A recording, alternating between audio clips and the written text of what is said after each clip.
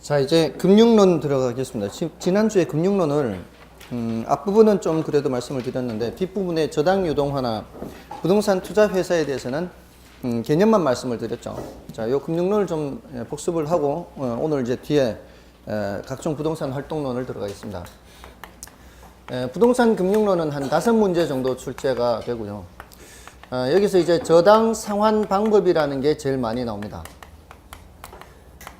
저당 대출을 받았을 때 이 말이죠. 저당 대출을 받았을 때 어떻게 상환을 하느냐. 여기 이제 두 가지로 나누어졌죠. 하나는 고정금리, 변동금리. 요거 구별을 하는 거고요.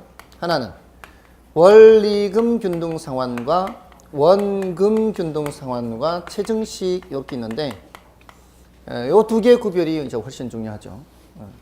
그 다음에 이제 저당 유동화라는 것을 했고요. 저당 유동화라는 것은 개념만 말씀을 드렸어요.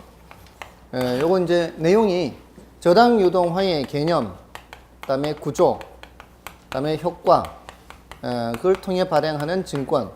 자, 주제는 4개 주제로 나누어집니다. 근데 개념만 일단 말씀을 드렸고요. 그 다음에 자금 조달 방법 하는 게 있어요. 자금을 어떻게 마련할 건가 하는 거죠. 거기 이제 리츠라는 걸 했고요. 이것도 개념 말씀드렸죠. 그 다음에 프로젝트 파이낸싱이라는 게 있고요. 그 다음에 조인트 벤처라 또 신디케이션 뭐 이런 것들 또는 신디케이트 뭐 또는 신디케이션. 그다음에 이제 기타 사항들이 있습니다. 기타 사항은 이제 한국주택금융공사라든가 이런 내용들이에요. 그중에 이제 저당 상환 방법에서 고정금리, 변동금리 하면은 이걸 머릿속에 연상을 하세요. 이렇게. 요거는 이제 고정금리에 대한 것이고요. 요거는 변동금리에 대한 겁니다. 요 고정금리는 뭐가 고정되어 있다는 얘기예요? 대출 이자율이 고정되어 있다는 얘기죠. 예금 이자는 변동하더라도 대출 이자가 고정되어 있는 경우라면 이게 예대 마진이 줄어들었다, 늘어났다 이렇게만 돼도 금융기관 입장에서는 좋은 게 아니에요. 이게 수익이 들쭉날쭉하죠. 수익이 들쭉날쭉하다는 자체가 별로 좋은 방법은 아니에요. 일정한 수익이 제일 좋아요. 안정적인 수익이죠. 조금 전에 위험이라는 것에 대해서 했잖아요. 위험이라는 것은 예상치로부터 벗어나는 건데 이게 수익이 들쭉날쭉 벗어나 버리면 이거는 위험이 있는 상태거든요. 금융기관 입장에서는. 근데 이렇게 안정적으로 일정한 마진을 먹잖아요. 이렇게 일정한 마진을 먹는 게 금융기관 입장에서는 100번 낫죠. 자, 근데 그나마도 이렇게 안 된다 그랬어요. 금리가 상승하는 시기에는 예금이자가 올라가야 되기 때문에 수익성이 떨어지죠. 근데 금리가 하락하는 시기에 수익성이 좋아지는 게 아니고 어떻게 한다 그랬어요?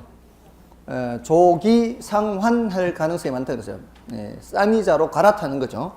그거를 시험에서는 조기 상환 또는 이제 만기 전 변제 이렇게 표현해요. 만기 전 변제, 조기 상환. 이런 위험에 노출되기 때문에 금융기관 입장에서는 불리하죠. 그래서 금리 변동 위험을 누가 부담하게 되고 금리 변동 위험을 대출자가 부담하게 된다 그랬죠. 그래서 금융기관 입장에서는 불리한 방식이다.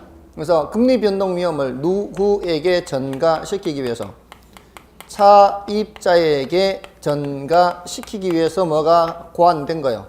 변동금리가 고안된 겁니다. 그러니까 그 변동금리는 금리 변동 위험을 누구한테 전가시켰다? 차입자에게 전가시킨 거예요.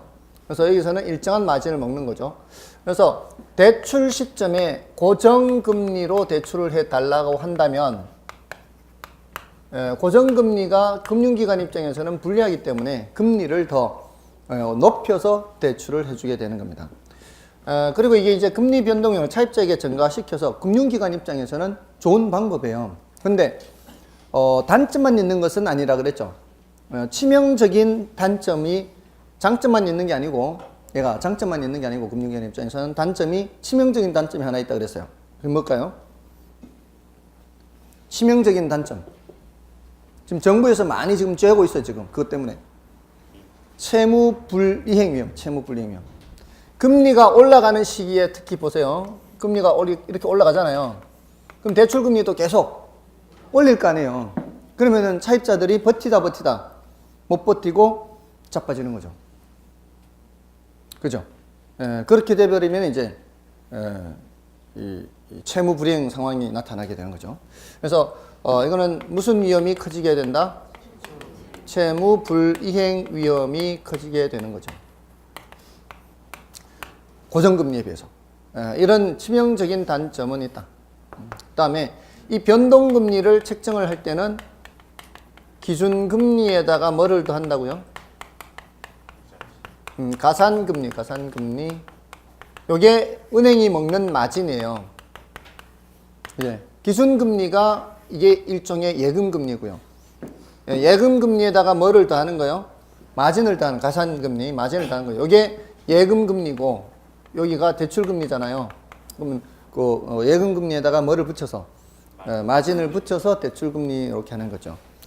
우리나라에서는 지금 주택담보대출에서는 코픽스가 제일 많이 사용된다 그랬죠. 코픽스 지수. 매달 15일 날 오후 3시에 발표를 해요. 매달 오후 3시에. 그래서 지난번에 말씀드렸나요?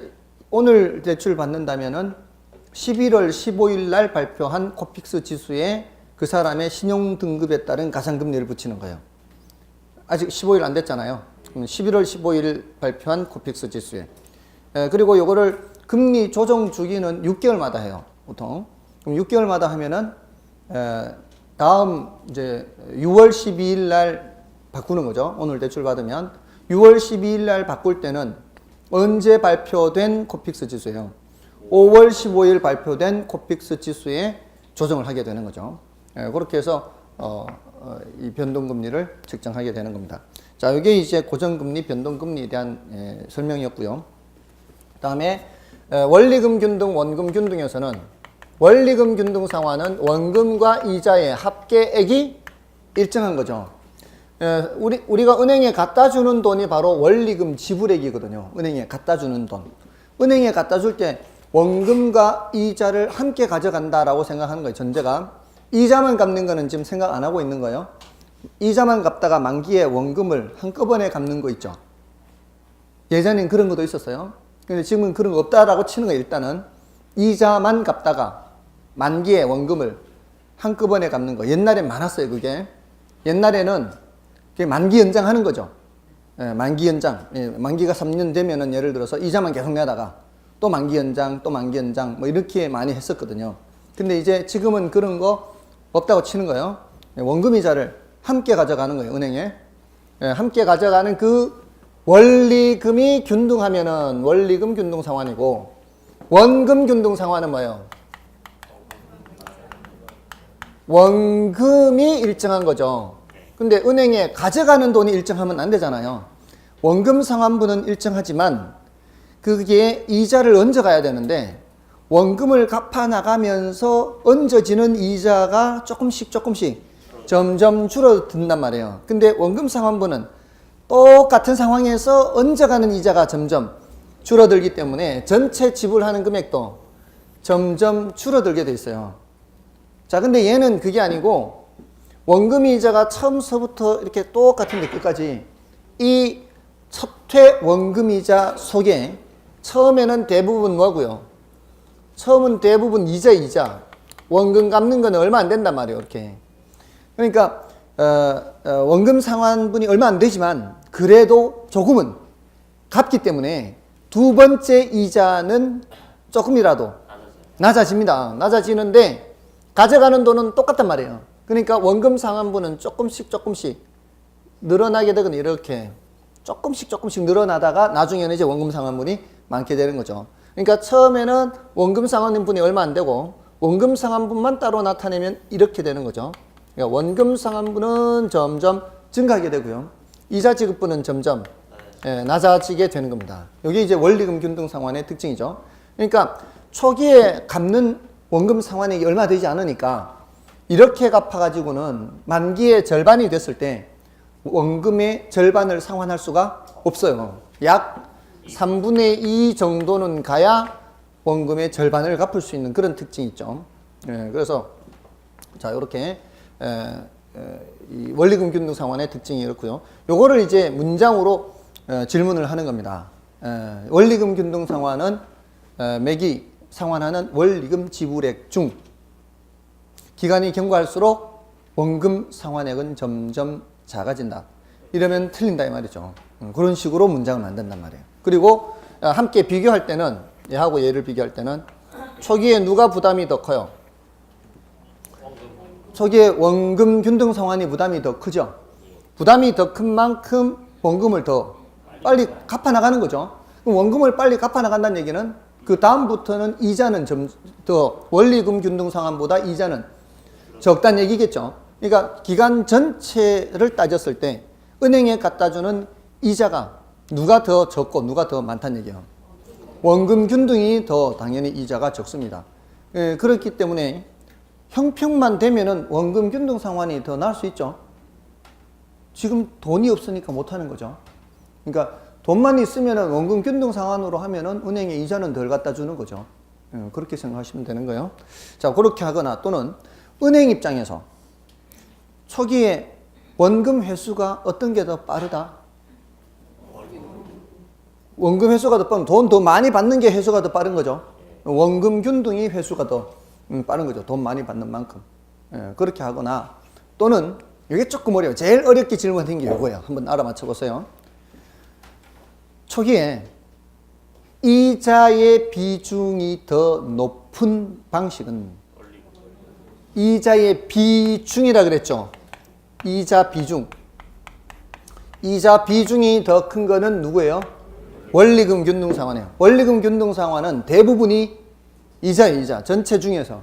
이만큼 중에서 이게 이자인데 얘는 이만큼 중에서 이자가 요만큼이거든요. 첫 회는 이자가 똑같아요. 첫 회는 이자의 크기는 똑같습니다. 원리금 균등으로 1년을 빌렸던 원금 균등으로 1년을 빌렸던 1년간 이자는 똑같아야 될 거 아니에요. 그죠?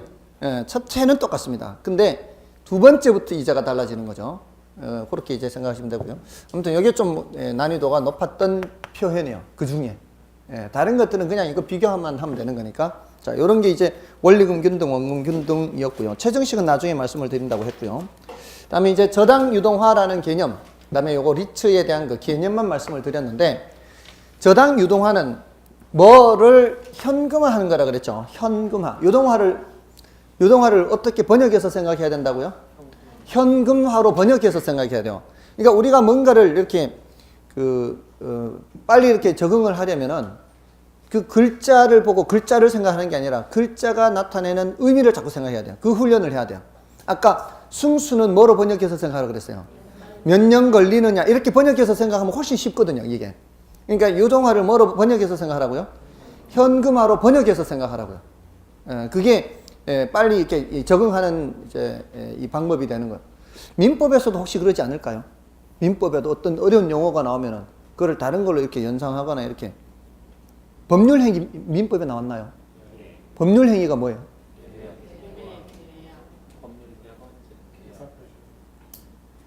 법률행위가 나오면은 의사표시가 나와야 돼요. 의사표시.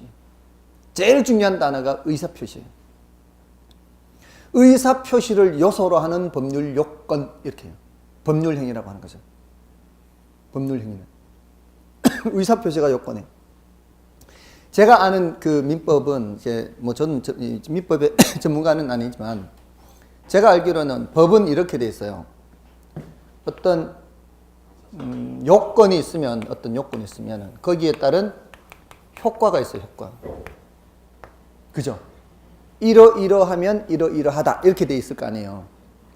그럼 이제 어떤 요건에 해당하면 거기에 따른 효과가 나타나게 돼 있어요. 그죠? 자, 근데 그 요건에 반드시 뭐가 들어가 있어야 법률행위라고요? 의사표시가 반드시 들어가 있어야 법률행위예요. 그러니까 법률행위가 아니면서도 법적인 효과가 나타나는 경우가 있어요. 예를 들어서 자, 이제 계약 안 할래요. 이제 계약 기간이 됐을 때 계약 기간이 이제 만료가 돼 갈 때 연장을 할 거냐 안 할 거냐. 이번에 방 뺄게요. 뭐 2달 전에 얘기를 했어요. 그러면 이제 더 이상 안 하겠다는 얘기죠. 그는 이미 예정돼 있던 계약 그 기간을 종료시키는 걸 알리는 거죠. 종료시키겠다라는 것을 알리는 거잖아요. 요거는 새로운 의사표시가 들어가 있는 게 아니에요. 새로운 어떤 의사표시라고 하는 건 어떤 새로운 뭔가 법적 효과를 나타낼 수 있는 뭔가가 나타나야 그게 의사표시예요. 그거는 그냥 알리는 것 뿐이에요. 통지. 예, 이런 것들을 준법률행위라 그래요. 준법률행위. 그냥 통지하는 거는. 그러니까 어떤 새로운 법률 효과를 나타내기 위한 어떤 게 아니라 그 관계를 종료시킨다는 것을 이제 알리는 것 뿐이잖아요. 그러니까 이 법률 행위라고 하면 반드시 뭐가 있어야 된다? 어떤 의사표시, 어떤 법적 효과를 발생시키려고 하는 어떤 의사표시가 있어야 되는 게 법률 행위예요. 그럼 다른 건 몰라도, 뭔 뜻인지 잘 몰라도 법률 행위하면 반드시 뭐가 있어야 된다? 의사표시. 요게 연결이 돼야 돼요. 다른 법도 마찬가지고 어떤 용어들이 나왔을 때는 그 용어를 설명할 수 있는 가장 핵심되는 표현, 우리가 쉽게 알아들을 수 있는 표현, 이런 것들을 하나를 따서 생각하는 거죠. 그러니까 저당 유동화 하면은 현금화다, 현금화. 그럼 뭐를 현금화하느냐, 이렇게 이제 나가야 될 거 아니에요. 현금화는 현금화인데 무엇을 현금화할 거냐? 저당 채권을 현금화하는 거예요. 저당 채권. 그럼 저당 채권이 뭐냐 이 말이에요. 그러니까 이렇게 하나씩 생각을 하라는 얘기예요. 그냥 처음 보는 단어라서 무조건 어렵다고 그냥 쓱 지나가는 게 아니라, 그러면 현금화인데 저당 채권, 여기 생략되어 있다 그랬죠.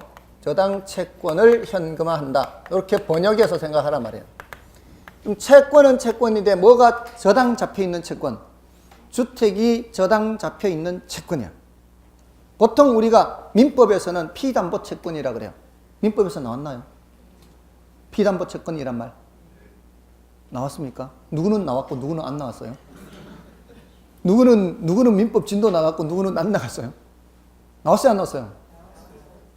안 나왔다고 대답하신 분은 이제 온 지 얼마 안 되신 분. 피담보 채권이 뭔 뜻이에요? 담보가 설정되어 있는 채권이죠. 맞나요? 제가 친구한테 돈을 빌려주면서 아무것도 없이 그냥 빌려주면 그냥 채권이에요. 채권자. 근데 빌려주면서 골동품을 우리 집에 갖다 놨어요. 그러면 담보가 잡혀 있죠. 그러면 내가 갖고 있는 채권이 무슨 채권? 피담보 채권이다 이 말이에요. 담보가 설정되어 있는 채권이다. 됐나요? 근데 여기는 담보가 뭐예요? 질권이죠. 질권. 동산을 갖다 놨으니까. 근데 우리 시험에는 질권 시험 보면 안 들어가죠. 자, 요것도 담보가 설정되어 있는 거지만 돈을 빌려주면서 주택을 저당 잡을 수 있죠. 주택의 경우에는 저당이라 한단 말이에요. 부동산의 경우에는 저당이라 하고 동산의 경우에는 질권이라 한단 말이에요. 이것도 담보고 저것도 담보고, 아니면은 사람 보증을 세우거나, 뭐예요 이거? 보증도 일종의 담보 중에 하나죠. 인적 보증, 요 보증. 또는 손가락을 건다거나. 담보가 뭐냐? 이게 담보 좀 내놔봐라. 뭐 이렇게 하잖아요. 이 채권을 내가 확보할 수 있는 뭔가, 그게 바로 담보예요. 됐나요? 혹시라도 네가 채무를 불이행했을 때 그거를 담보할 수 있는 뭔가를 내놔라. 모든 게 담보예요, 담보. 넓은 의미로 봤을 때는. 근데 우리는 질권은 따져요, 안 따져요? 안 따진단 말이에요, 부동산에서는. 부동산에서는 뭐예요? 저당권이죠, 저당권. 그러니까 우리는 주로 저당 채권에 대해서만 얘기를 한다 이 말이에요. 그러니까 여기서는 저당 채권 유동화, 저당 채권 현금화, 또는 저당 유동화, 저당 현금화, 이렇게 한단 말이에요. 됐나요? 됐죠? 뭐가 설정되어 있는, 저당이 설정되어 있는 그런 채권을 어떻게 한다? 현금화한다 이 말이에요. 자, 그러면 그걸 누가 한단 말이에요? 이 현금화를 누가 하는 거예요? 돈을 빌려준 사람이. 자, 우리가 보통 일반적으로 주택을 담보로 이렇게 대출을 받고 대출을 해주면 그게 돈을 빌려준 쪽이 누구예요? 은행이죠, 은행. 금융기관. 그 금융기관이 말이에요. 금융기관이 뭐를 한다? 저당 유동화, 현금화 한다 이 말이에요. 그러니까 저당 유동화라는 단어는 굉장히 압축된 용어죠. 그러니까 저당 유동화를 보지만 우리는 머릿속에 생각을 할 때는 그런 식으로 풀어서 생각한단 말이에요. 누가 현금화한다? 은행이. 뭐를 현금화한다? 그 저당 채권을 현금화한다. 저당권이 설정되어 있는, 뭔 뜻인지 아시겠죠?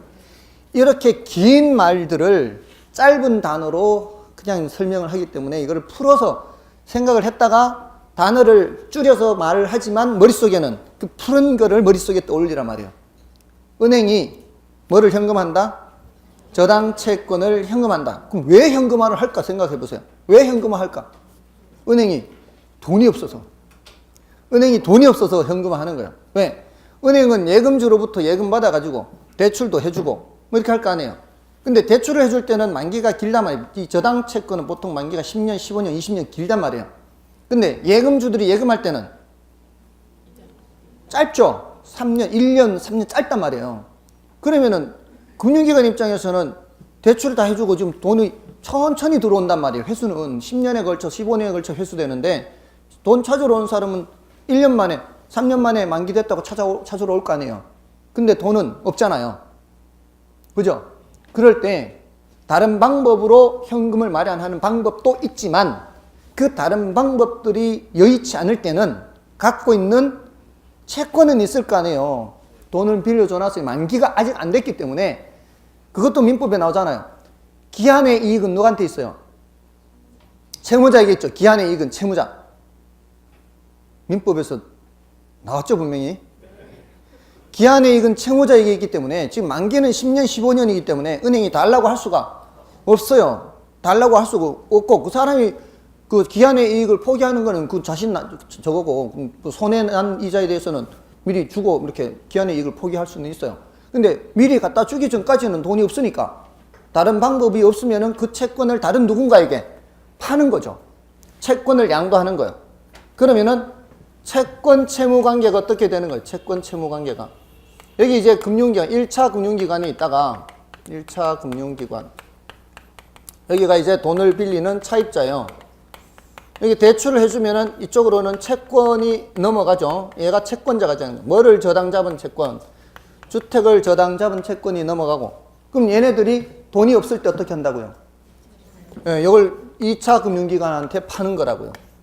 근데 IMF 때는 2차 금융기관이 없었단 말이에요. IMF 때도 이게 없었어요. 없으니까 은행들이 채권을 팔 데가 없는 거예요. 돈은 필요한데. 그러니까 어떻게 해? 돈 말이 못하니까 쓰러지는 거죠, 은행들이. 그리고 은행 엄청 쓰러졌잖아요. 근데 은행이 하나 쓰러지면은 파급 효과가 엄청나단 말이에요. 은행과 거래하던 기업들도 많을 거 아니에요. 그럼 기업들 쓰러지죠. 기업들 쓰러지면은 딸린 식구들 다 그냥 난리 나는 거예요. 그리고 은행에 돈 넣었던 예금주들도 문제가 되고. 그렇기 때문에 이 자본주의 사회에서는 은행이 쓰러지지 않도록 굉장히 조심할 필요가 있는 거예요. 예, 그래서 IMF 이후에 요 2차 금융기관을 만든 거라고요. 한국주택금융공사를 만들어서 혹시라도 금융기관이 이렇게 급할 때 뭐를 사주는 거예요, 얘는. 채권을 사주는 거죠. 그럴 때 이걸 채권을 양도한다 그래요. 채권을 양도하면서 이쪽으로 뭐가 넘어가는 거예요? 현금이 넘어가는 거죠. 그래서 이렇게 하는 거를 뭐라고 한다? 저당 유동화라고 한다. 이렇게. 단어는 딱 압축해서 저당 유동하지만 거기에 있는 내용은 이렇게 풀어서 이해를 하시라 이 말이에요. 됐죠? 개념만 알면은요, 사실은 거의 지금 웬만한 건 다 된 거예요. 예, 여기서 나중에 이제 증권에 대해서 말씀을 드릴 건데 이 증권은 난이도가 높기 때문에 지금 단계에서는 설명드릴 수가 없어요. 1, 2월 달에도 설명드리기 힘들어요. 3, 4월 정도는 가야 이걸 좀 설명을 드릴 수가 있어요. 난이도가 높으니까 지금 이런 이유 때문에 IMF 때 이런 이유 때문에 저당 유동화가 도입이 됐다라는 사실만 알아도 충분해요. 어떤 건지 감만 잡아도. 예, 저도 사실은 이걸 예전에 2000 몇 년도에 공부했죠. 이 IMF 이후에. 그 공부할 때는 저도 이걸 감을 잡지를 못해서 도대체 이게 뭔지를 모르니까 설명해 주는 사람이 없이 그냥 책만 보고 공부를 하니까. 원래 책만 보고 하기가 참 어렵잖아요. 예, 요리를 글로 배웠어요 해가지고 막 나오잖아요. 남편 잡잖아요. 예, 간장 한 큰술 해가지고 한 큰술 집어넣는데 남편 잡아요. 예, 요리가 제일 어려운 게 저 뭐죠? 예, 적당량, 소금 적당량. 이게 어느 정도가 적당량인지 모르죠. 아무튼 글로만 배우면 사실 어려워요. 근데 이제 여러분들은 제가 설명을 해드리잖아요. 제가 먼저 어려운 과정을 거쳤잖아요. 쉽게 설명을 해드리잖아요. 이해되셨죠? 그런 게 이제 저당 유동화예요. 저당 유동화 이렇게 생각하시면 되고. 그 다음에 리츠도 마찬가지. 이게 부동산 투자 회사라 그랬죠. 부동산 투자 회사. 이거는 이제 이것도 IMF 때 나왔다 그랬어요. IMF 때 누구 때문에 나왔다 그랬어요, 이거는? 구조조정하는 회사. IMF 때 구조조정하는 회사예요. 이미 쓰러진 회사는 어쩔 수 없고요. 구조조정하는 회사는 회생 여지가 있는 거죠. 되살아날 여지가 있는 거예요. 뭐를 잘랐을 때, 지금 부실 분야를 잘랐을 때, 지금 잘 안 되는 거, 적자 보는 부분은 잘라내야 되죠. 도려내야 됩니다. 그래야 몸통이 살 수가 있죠. 자, 그럴 때 그 잘라내려면은 뭐가 필요해요? 돈이 필요하다고요. 구조 조정을 하기 위해서 돈이 필요하다고요. 근데 그 돈을 마련할 방법이 별로 없어요. 마지막 남아있는 방법이 그 회사가 갖고 있는 부동산을 팔아서 마련하는 거예요. 그 회사가. 자, 이게 감이 잘 안 잡힐 거예요. 이렇게 해도. 예를 들어 여기가 지금 우리 학원이 이 건물 아마 새 들었을 거예요. 여기가. 새 들어서 지금 이 임대료노가 할 거라고요. 자, 장사가 잘 되면은 보통 기업들이 자기 소유 빌딩을 갖게 돼요. 보통 많은 기업들이. 그죠? 돈을 벌면. 그래서 요 건물을 아예 사버리는 거죠. 돈을 많이 벌면. 그래서 여기 이제 새도 놓고 이 회사에 다른 데 나가 있던, 새 들어있던 데를 다 이 건물로 옮겨서 무슨 빌딩 이렇게 할 수가 있죠. 그리고 또 사업이 잘 되다 보면은 다른 사업에도 손을 댈 수가 있죠. 다른 사업에. 예를 들어 뭐 전혀 생뚱맞은 뭐 음식점도 차리고, 음식점 차려가지고 거기에 수강생분들은 특별히 할인해서 또 직원들은 그냥 가서 무료로 뭐 이렇게 하면서 얼마나 좋을까? 그러면 그렇게 해서 장사가 잘 됐어요. 그러다가 아니 이제 음식점이 이게 장사가 잘 안 돼. 계속 적자 보고 있어. 그럼 어떻게? 그쪽에 있는 직원들 다 해고하고 저거 해야 되잖아요. 근데 적자를 많이 봤기 때문에 줄 돈이 없는 거죠. 그럴 때는 이 건물을 파는 거죠. 이 건물을 팔아서 생긴 돈으로 퇴직금 주고 이렇게 해야 될 거 아니에요. 그러면서 여기는 다시 옛날처럼 새 들어 사는 거지. 뭔 뜻인지 아시겠죠? 자, 새 들어 살기 때문에 집기 하나 옮길 필요가 없어요. 그리고 요 남겨놓은 거는 장사가 잘 되는 데를 남겨놨을 거 아니에요. 그러니까 여기 세를 내는 거는 어렵지 않아요. 근데 문제는 요 건물을 사줄 사람이 없다는 거지. 덩치가 크니까. 그 당시에 기업이 갖고 있는 부동산을 팔고 싶어도 사줄 사람이 없으니까 어떻게 해요? 돈 조금밖에 없지만 개미들이 돈을 모으면 뭐를 만들 수 있어요? 목돈을 만들 수 있죠. 자, 그러니까 제가 지금 이렇게 말해도 잘하네. 오늘 남으세요, 다들. 남아서 점심 먹고 돈 모아가지고 회사 하나 차리자고요. 이런 식으로 회사를 차린다고요. 그럼 우리가 뭐가 되는 거예요? 주주가 되는 거죠. 우리가 주주가 돼서 어떤 회사를 차리는 거예요? 부동산에 투자하는 회사를 차리는 거예요. 부동산에 투자하는 회사.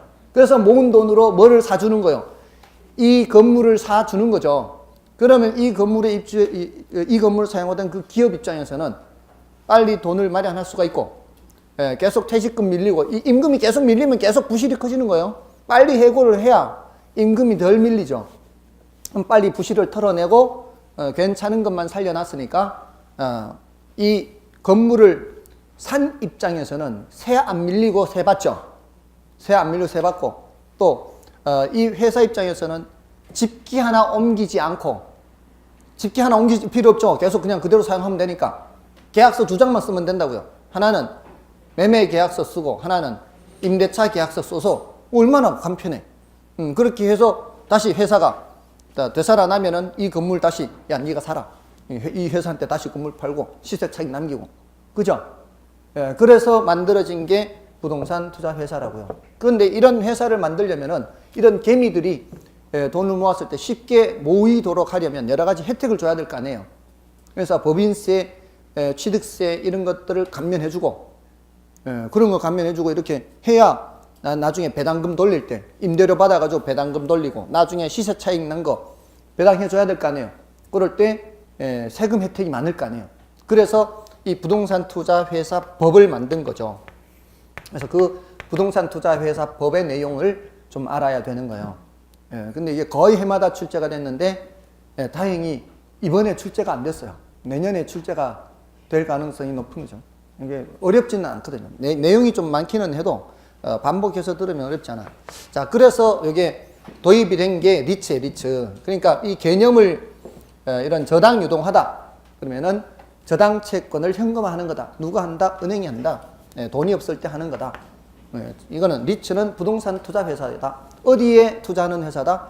부동산에 투자하는 회사다. 특히나 IMF 이후에 구조 조정하는 회사에 부동산을 사줘서 구조 조정을 지원하기 위해서 만들어진 것이 부동산 투자 회사다. 이렇게 됐나요? 예, 정말 이렇게만 해도요. 정말 괜찮을 거예요. 저는 이런 정도의 개념조차도 모르고 그냥 책 보고 공부했기 때문에 정말 많이 어려웠어요. 여러분들이 정말 이렇게 설명을 들을 수 있어서 참으로 다행스러운 것 같아요. 저는 정말 그걸 몰라서 정말 힘들었어요. 아무튼 요 파트만 나오면은 책을 읽다가 계속 반복해서 했는데 요 파트만 나오면은 막 그냥 패스. 저도 모르니까 패스 이랬었어요. 자, 아무튼 그런 내용입니다. 자, 나머지는 나중에 하기로 하고요. 자, 요 정도로 개념만 읽히고 넘어가십시오. 자, 이제 97쪽부터 부동산 개발 및 관리론 이렇게 나오죠. 자, 여기서부터는 이제 좀 잡다한 내용들이 좀 많이 나와요. 그래서 잡다한 내용들을 좀 소개해 드리는 정도로 진도를 나가겠습니다. 일단 부동산 개발론 하면은 거기 한 2문제 정도, 아주 많이 나와야 뭐 3문제 정도인데요. 내용이 조금 이제 있는 편이고요. 그 개발론 전에 이제 부동산 이용 활동이라는 조그만 주제가 있어요. 부동산 이용 활동. 자, 요거는 10분의 1이에요. 10분의 1의 뜻이 뭐라고요? 10년에 한 번 정도 나오는 주제예요. 그러니까 출제 비중이 굉장히 낮습니다. 그 다음에 부동산 개발론이 있고요. 또 부동산 관리, 그 다음에 마케팅.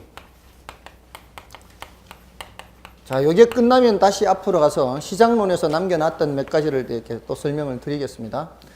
마케팅은 한 문제 정도 출제가 되고요. 요것도 한 문제 정도. 조금 더 나오기는 해요. 뭐 한 1.3? 1.3에서 뭐 한 조금 더 나오는 정도인데, 요거는 이제 2문제에서 3문제. 이렇게 이제 잡다하게 이루어져 있습니다. 자, 그 중에서 이제 부동산 이용 활동에서는 용어 정리라고 생각하십시오. 97쪽에 집약도라는 개념 있죠. 그러면서 그 밑에 괄호 2번에 집약적 토지이용, 소방적 토지이용. 넘어가시면은 직주분리, 직주접근, 도시스프롤, 침입과 개선. 자, 이런 단어 정리만 한다 생각해도 별 문제 없습니다. 자, 먼저 이용활동에서 이용활동. 집약도라는 단어 있죠. 이 집약도라는 단어는 직접 질문하는 경우는 많지는 않아요. 집약도가 뭐냐 이렇게 묻지 않고요. 집약도라는 단어를 당연히 안다고 생각하고 질문 들어가요. 이 용어의 뜻을 안다고 생각하고 어떤 경우에 출제가 되는가 하면은 앞에 우리 부증성이라는 부동산 특성 공부했죠. 부증성. 부증성은 토지를 물리적으로 양을 증가시킬 수가 없죠. 그럼 토지의 양은 한정돼 있는데 양을 물리적으로 증가시킬 수 없다면, 필요하다면, 더 공간이 필요하다면 그 토지를 어떻게 이용해야 되는가 하면은 위로 올려 지을 수밖에 없죠. 토지는 한정돼 있으니까. 그럼 위로 올려서 이용하는 거를 집약적 이용이라 그래요. 집약도가 높은. 그러니까 그럴 때 집약도라는 단어를 이미 안다고 생각하고서 질문을 하는 거죠. 여기에 집약도는 노자토 이렇게 기억하시면 되는데요. 노자토 많이 여러 번 나왔을 거예요. 앞에서 몇 번 했어요.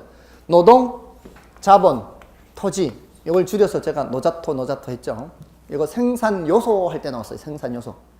생산요소에 노동이라는 생산요소, 자본이라는 생산요소, 토지라는 생산요소. 자, 그 중에 토지가 밑에 있고 노동, 자본이 위에 있죠. 이거는 이제 건물을 지을 때 밑에 토지가 있고 위로 올리면은 이게 건물이 올라가죠. 맞나요? 자, 이런 식으로 많이 올라가면 올라갈수록 집약적 이용이 되는 거고요. 낮아지면 낮아질수록 조방적 이용 이렇게 되는 거예요. 조방적이다, 집약적이다 이 단어를 좀 뜻을 알고 계시라고요. 자, 그러면 부증성으로 인해 토지의 조방적 이용이 촉진된다. 이러면은 틀린 말이 된다 이 말이죠. 됐나요? 그럴 때 이미 뭐를 안다고 전제하고 문제를 내는 거예요. 조방적이란 단어나 집약적이란 단어를 이미 안다고 전제하고 질문을 하는 거죠. 됐나요? 그렇게 단어 뜻을 알면 되는 거예요. 조방적 이용, 집약적 이용. 근데 이게 꼭 토지 이용을 이렇게 하는 것뿐만이 아니라 농사를 지을 때도 이런 표현을 쓰기도 해요. 예, 집약 농업, 조방 농업 이렇게 표현을 해요. 그럼 집약 농업은 토지에 자본이나 노동이 많이 투입되는 농업. 이걸 집약 농업이라 그래요. 자본이나 노동이 적게 투입되는 농업을 조방 농업이라 그래요. 예를 들어서 시설 재배들 있죠. 시설 재배. 비닐하우스 설치해 놓고 예, 여기에 뭐 기름도 떼고 뭐 이렇게 보일러 떼고 이렇게 해가지고 예, 그렇게 해서 하는 거를 집약 농업이라고 할 수가 있어요. 예, 근데 씨 뿌려 놓고 하늘이 길러주는 거 이런 거는 조방 농업이다. 이렇게 됐나요?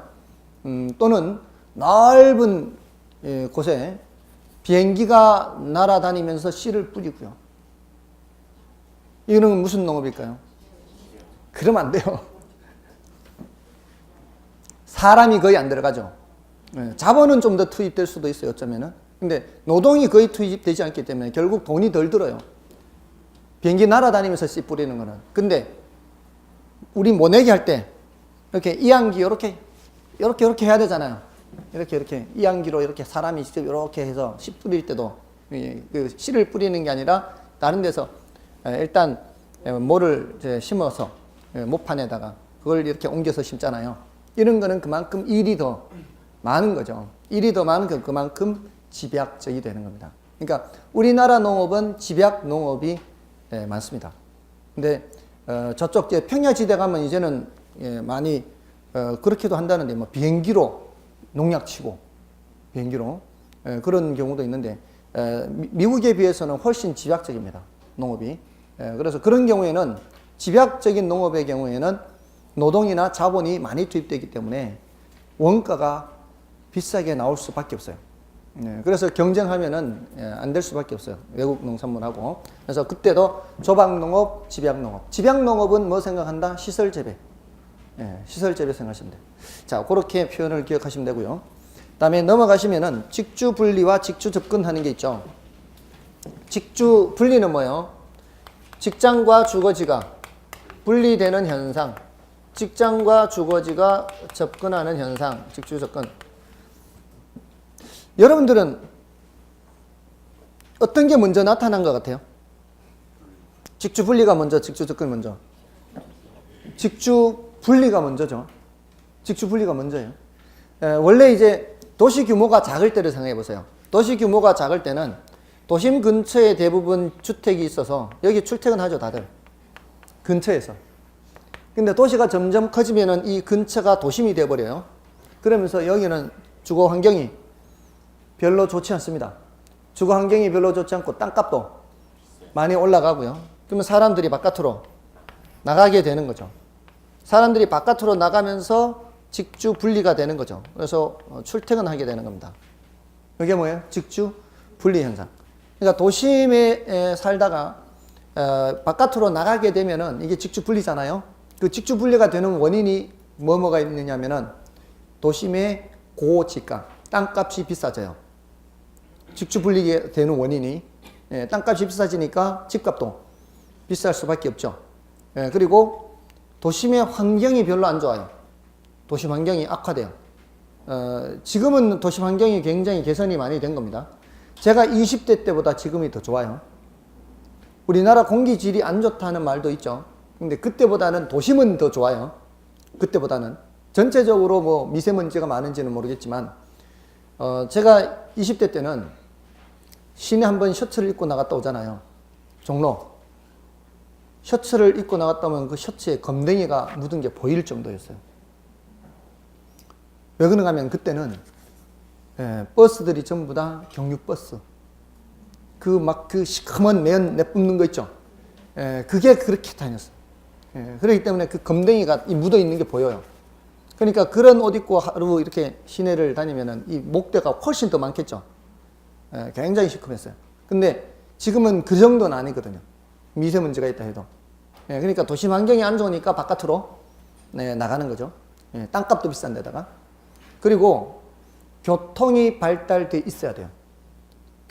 도심으로 들어오는 교통이 발달돼 있지 않으면은 나가더라도 들어올 수가 없죠. 예, 그래서 교통이 발달해야 바깥으로 나갈 수가 있습니다. 자, 이렇게 하면은 밤이 되면 어떻게 돼요? 밤이 되면은 다 집으로 가버리면은 도심은 텅텅 비게 되죠. 이걸 공동화 현상이라고 그래요. 공동, 빌공자예요. 공동, 동자는 마을동. 공동화 현상이 나타나요. 그리고 바깥은 잠만 자고 왔다 갔다 하죠. 이거를 배드타운이라고 그래요. 배드타운. 침상도시, 배드타운. 그런 현상이 나타나게 되는 게 직주분리예요. 직주분리. 자, 근데 다들 이렇게 나가요. 다들 나가다 보면 이제 그 다음에는 안으로 들어올 때 이 교통체증이 심하죠. 교통체증이 심하면 이거 뭐 죽을 맛입니다. 예, 왔다 갔다 이 길바닥에 시간 다 쏟아 버리죠. 예, 그러면은 다시 이제 직주 접근이라는 거를 이렇게 사람들이 생각하게 됩니다. 그러면서 도심 환경도 좀 개선이 돼요. 도심 환경도 개선되고 교통체증도 심하고 이러면 어디로 들어오는 거예요? 안으로 들어오는 거죠. 그러면 직주 접근이 되는 겁니다. 근데 안으로 들어오면은 도심의 토지는 한정돼 있죠. 한정돼 있는데 안으로 들어오게 되면은 어떻게 이용할 수밖에 없어요. 위로 올릴 수밖에 없겠죠. 예, 그러니까 이제 고층화 현상이 나타나고 이런 현상이 나타납니다. 됐죠? 네, 이거는 그냥 이렇게 들어서 그 과정을 이해만 하시면 되고요. 그다음에 스프롤 현상이라는 단어가 있죠. 스프롤이라는 단어가 영어 단어가 이런 단어가 있어요. 이 영어 단어 개념 자체가 도시가 무질서하게 확산되는 것을 뜻하는 단어야. 스프롤이라는 단어가 무질서하게 확산되는 거요. 질서 있게 확산되는 게 아니고 무질서하게 확산되는 현상이에요. 자, 요 무질서하게 확산되는 이유는 계획이 부족하기 때문에 그래요. 계획이 없거나 계획이 부족하니까 이런 현상이 나타나겠죠. 그럼 자, 이런 도시가 무질서하게 확산되는 현상을 막기 위해서 설정하는 게 뭐가 있을까요? 그린벨트 개발 제한구역. 개발 제한구역 공법에서 나오나요? 나옵니까? 개발 제한구역의 정의가 나옵니까? 정의. 개발 제한구역의 정의. 개발 제한구역이란 지구 단위 계획이란 이렇게 정의 안 나옵니까? 지구 단위 계획도 나오죠. 지구 단위 계획이란 도시군 계획 수립 대상 지역의 일부에 대하여 미관을 개선하고 양원 환경을 이렇게는 안 나오나요? 나오잖아요. 그 개발 제한 구역도 나올 거예요 아마. 근데 그 개발 제한 구역에 세 가지가 나와요. 세 가지. 개발 제한 구역은 도시의 무질서한 확산을 방지하고 이렇게 나온다고요. 공법에 나오죠. 도시의 무질서한 확산을 방지하고 도시민의 건강한 생활 환경을 보호하며 국가안전보장상 국방부 장관 요청에 의해서 설정할 수 있는 게 개발 제한 구역이에요. 세 가지. 하나는 도시의 무질서한 확산 방지, 하나는 건강한 생활 환경 보호, 또 하나는 국가안전보장이에요. 이 세 가지 이유로 설정하는 게 뭐라고요? 개발 제한 구역. 그러니까 여기 도시의 무질서한 확산, 스프롤 현상을 방지하기 위해서 뭐를 설정할 수 있다? 개발 제한 구역을 설정할 수가 있는 겁니다. 됐죠? 자, 그런 정도 하고요. 그다음에 침입과 개성은, 침입은 어떤 용도의 새로운 용도가 들어오는 것을 침입이라고 그래요. 보통은 주거 지역에 상업용이 침입을 해요. 보통은. 혹시 여러분들 경리단길이라는 데 아시나요? 거기가 원래는 주거 지역이었죠. 근데 지금은 뭐 점포나 음식점, 카페 이런 거 많이 들어가 있죠.